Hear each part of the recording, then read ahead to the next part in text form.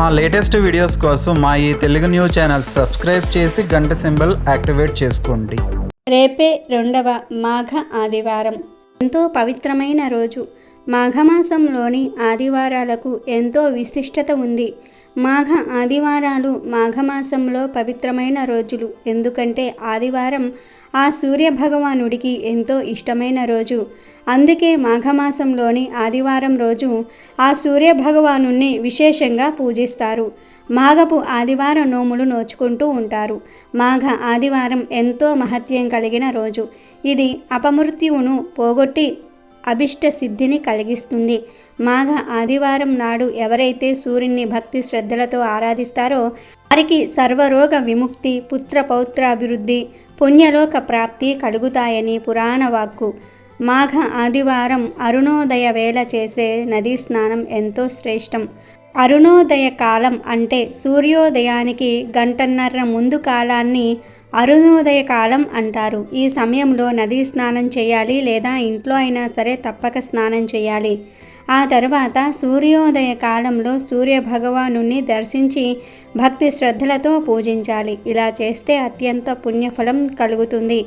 అయితే ఈ మాఘ ఆదివారం రోజు ఉదయం 6:30 నుండి 7:17 మధ్యలో ఇంట్లో ఇది వేసి దీపం పెడితే చాలు 7 తరాలకు సరిపడా ధనం వస్తుంది.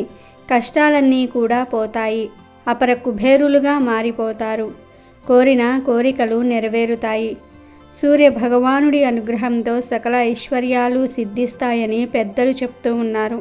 మరి మాఘ ఆదివారం రోజు ఏం వేసి దీపం పెట్టాలో ఇప్పుడు మనం ఈ వీడియోలో వివరంగా తెలుసుకుందాం. అంతకన్నా ముందు మాఘ ఆదివార వ్రత కథను విందాం. ప్రత్యక్ష భగవానుడు శ్రీ సూర్యనారాయణమూర్తి. అతనికి ప్రీతికరమైనది ఆదివార వ్రతము. ఈ వ్రతం ఏ ఆదివారమైనా చేయవచ్చు. అయితే మాఘమాసంలో అన్ని ఆదివారాలు చేస్తే మంచిది.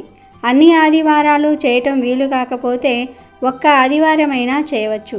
సూర్య భగవానుడు అనంతమైన కిరణాలు కలవాడు. జగత్తుకు మేలు ప్రసాదించేవాడు. జ్యోతిస్వరూపుడు. దినరాత్రాలు ఏర్పరిచినవాడు. ఆయురారోగ్యాలు ప్రసాదించేవాడు. ముల్లోకాలకు చూడామణి, దినమునకు మణి వంటివాడు. అతని పేరు మీద ఏర్పడిన రోజు ఆదివారం. మాఘమాసంలో ఈ ఆదివార వ్రతం చేయటం శుభప్రదం.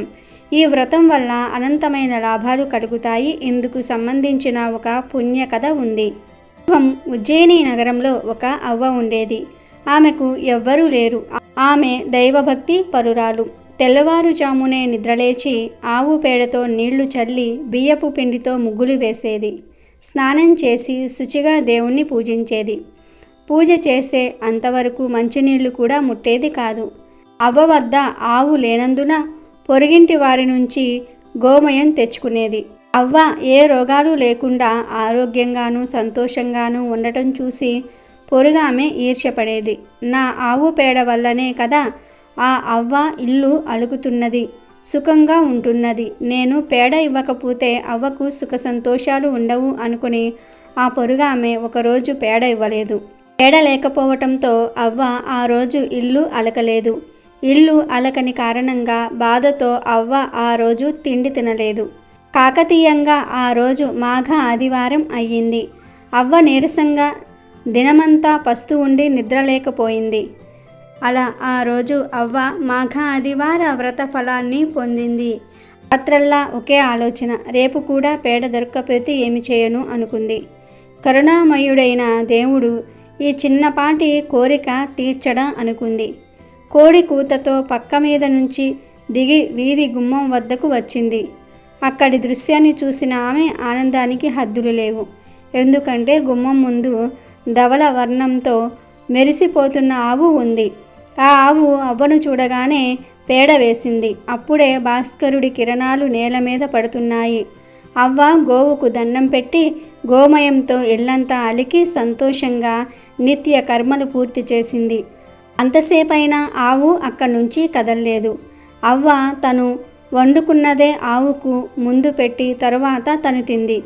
రాత్రి అయినా ఆవు కదలలేదు. అప్పుడు అవ్వ ఈ ఆవును దేవుడే నాకిచ్చాడని భావించి ఇంట్లో కట్టింది. ఆ రోజు నుండి ఆవును అవ్వ ప్రేమగా చూసుకోసాగింది. రోజు ఆవుకు మేత పెట్టసాగింది. అయితే పొరిగింటి ఆమె ఈ ఆవును అవ్వకు ఎవరిచ్చారు, బహుశా దొంగిలించిందేమో అని కక్షతో గ్రామాధికారికి ఫిర్యాదు చేసింది.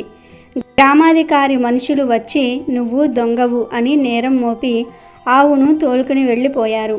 ఆ రాత్రి అవ్వ దేవుణ్ణి తలుచుకుంటూనే గడిపింది. అదే రాత్రి సూర్య భగవానుడు గ్రామాధికారికి కలలో కనిపించి ఆ అవ్వ దొంగ కాదు, ఆమె ప్రతిరోజు సూర్యోదయానికి ముందే నిద్రలేస్తుంది, భగవంతుడి మీద ఆమెకు చాలా భక్తి ఉంది, ఆమె అనుకోకుండా మాఘ ఆదివార వ్రతాన్ని చేసింది, ఆ వ్రతఫలం వలనే నేను ఆమెకు సాక్షాత్కరించి గోవును ఇచ్చాను. మీ ఊరిలో వారందరూ కూడా మాఘ ఆదివార వ్రతం చేస్తే నేను వారికి సకల ఐశ్వర్యాలను చక్కటి ఆరోగ్యాన్ని ఇస్తాను. కాబట్టి అవ్వ దొంగ కాదు, ఆమె ఆవును తిరిగి ఇచ్చేయి. తెల్లవారక మునిపే ఆవును తిరిగి ఆమెకు ఇచ్చి పరిహారంగా 10 రూకలివ్వు అని చెప్పాడు.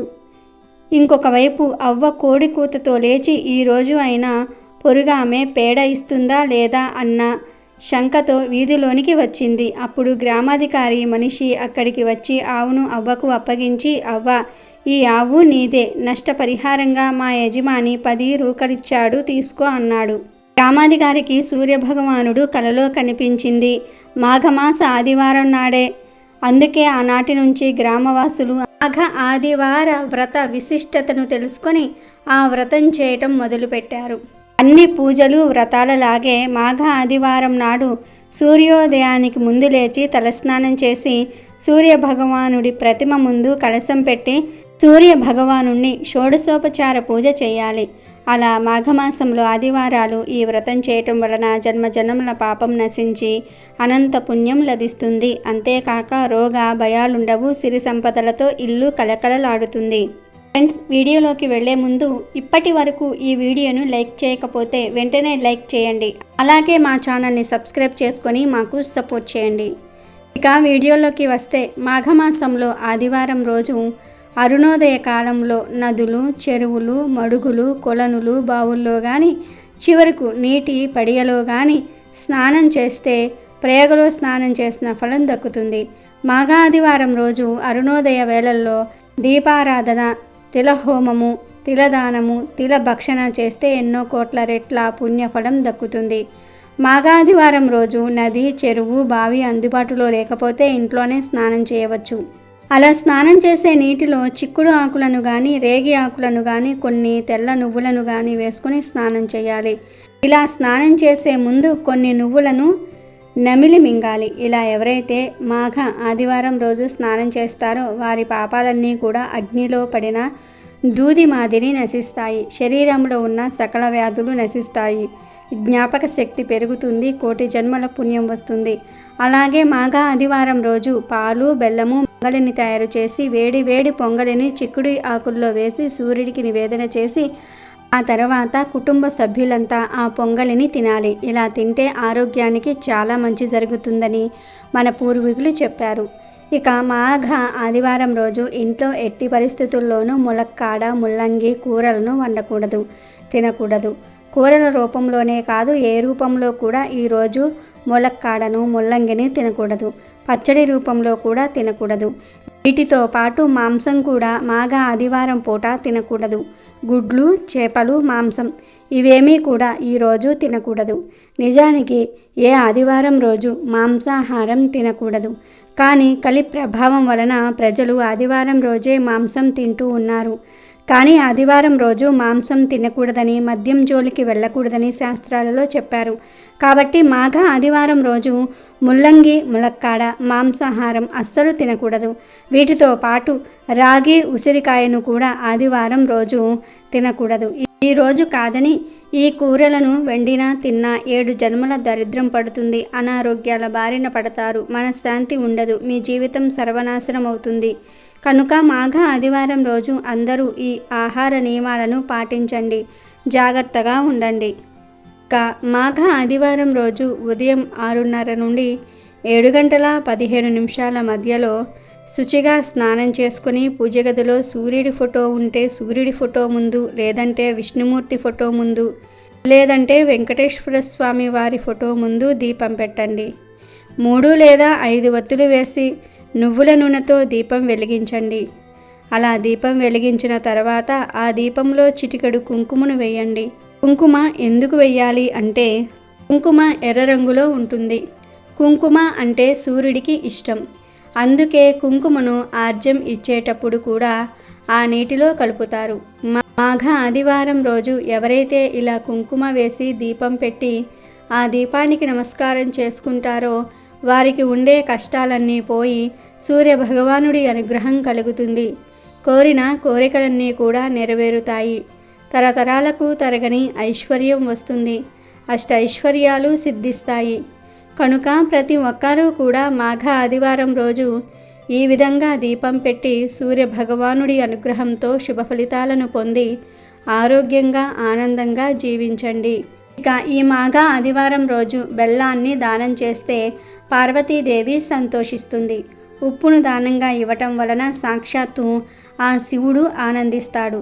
కానీ ఈ దానాలన్నీ కొంతమంది బ్రాహ్మణులు మాత్రమే స్వీకరిస్తారు. కనుక ఈ దానాలు స్వీకరించే వారిని తెలుసుకొని మాఘ ఆదివారం రోజు వీటిని దానంగా ఇస్తే అష్టదరిద్రాలు పోతాయి, అష్టైశ్వర్యాలు కలుగుతాయి. మాఘ ఆదివారం మాఘమాసంలో చాలా పవిత్రమైన రోజు. ఎందుకంటే ఆదివారం సూర్యునికి ఎంతో ఇష్టమైన రోజు. మాఘమాసం సూర్య సంబంధమైన మాసం. మాఘమాసంలో వచ్చే ఆదివారాలంటే సూర్యుడికి కూడా మరింత ప్రీతి. మాఘ ఆదివారాల్లో సూర్య భగవాను విశేషంగా పూజిస్తూ ఉంటారు. ఈ మాఘ ఆదివారం రోజు పసుపుతో ఒక చిన్న పరిహారం చేస్తే మీకు ఉన్న కష్టాలు బాధలన్నీ కూడా తొలగిపోతాయి, సకల ఐశ్వర్యాలు సిద్ధిస్తాయని పండితులు అంటూ ఉన్నారు. మరి పసుపుతో ఏం చేస్తే ఐశ్వర్యం సిద్ధిస్తుందో ఇప్పుడు మనం ఈ వీడియోలో తెలుసుకుందాం. మాసంలో కొంతమంది నిత్యదాన వ్రతం చేస్తారు. నిత్యదాన వ్రతం అంటే నిత్యం అన్నదానం చేసే వ్రతం అన్నమాట. అంటే మాఘమాసంలో నిత్యం సూర్యుడిని పూజించి పిడికెడు బియ్యం ఒక పాత్రలో పోసి భద్రపరచుకోవాలి. ఈ నెల అయ్యాక ఆ బియ్యాన్ని పేదలకు పంచాలి. దీనినే నిత్యదాన వ్రతం అంటారు. మాఘమాసంలో ఎవరైతే ఇలా చేస్తారో వారి ఇంట్లో ఎటువంటి సమస్యలు ఉండవు. కాస్త డబ్బు ఎక్కువగా ఉన్నవారు ఈ మాఘమాసం అంతా కూడా అన్నదానాలు చేస్తూ ఉంటారు. డబ్బు లేని వారు రోజు ఒక గుప్పెడు బియ్యం తీసి పక్కన పెడుతూ ఉంటారు. వారి సంతానం అభివృద్ధిలోనికి వస్తుందని వారి నమ్మకం. అనుకున్నది సాధిస్తారని కూడా వారి నమ్మకం. కుటుంబంలోని వారు దినదిన ప్రవర్ధమానంగా ఎదుగుతారు. ఇక ఈరోజు ఎవరైతే ఆర్థిక సమస్యల వలన ఇబ్బందులు పడుతూ ఉన్నారో వారు ఇంట్లో పూజాపీఠం మీద పసుపుతో ఒక త్రికోణాన్ని గీయండి. అంటే ట్రయాంగిల్ గీయండి. ఆ త్రికోణం మధ్యలో లక్ష్మీదేవి ఫోటో ఉంచండి. ఆ లక్ష్మీదేవి ఫోటోకు 5 ఉపచారాలు చేయండి. ఆ 5 ఉపచారాలు ఏమిటంటే గంధం, పుష్పం, ధూపం, దీపం, నైవేద్యం. ఈ 5 ఉపచారాలు చేయాలి. అంటే లక్ష్మీదేవి ఫోటోకు గంధం బొట్లు పెట్టుకోవాలి. లక్ష్మీదేవి ఫోటో దగ్గర పుష్పాలు ఉంచుకోవాలి. ఏ పుష్పాలు అయినా సరే ఉంచుకోవచ్చు. అలాగే లక్ష్మీదేవి ఫోటోకు ధూపం వేయాలి. ఆవు నెయ్యితో దీపాన్ని వెలిగించాలి. ఒక ప్రమిదలో 3 ఒత్తులు వేసి ఆవు నెయ్యి దీపం వెలిగించుకోవాలి. బెల్లం ముక్కను నైవేద్యంగా పెట్టాలి. ఇలా మాఘ ఆదివారం రోజు పసుపుతో ట్రయాంగిల్ వేసి లక్ష్మీదేవి ఫోటో మధ్యలో పెట్టి పంచోపచారాలు చేస్తే మీకు జీవితంలో దశ తిరిగి అదృష్టం తలుపు తడుతుంది. మాఘ ఆదివారం రోజు నువ్వులను గోవులకు తినిపిస్తే సమస్యలన్నీ తొలగిపోతాయి, ఐశ్వర్యం సిద్ధిస్తుంది. కాబట్టి మీరు కూడా మాఘ ఆదివారం రోజు ఈ పనులు చేసి శుభ ఫలితాలను పొందండి. అమెజాన్లో బెస్ట్ డిస్కౌంట్స్ కోసం వీడియో డిస్క్రిప్షన్లో లింకు ఉంది, చూడండి. అలాగే మా టెలిగ్రామ్ ఛానల్ సబ్స్క్రైబ్ చేసుకోండి.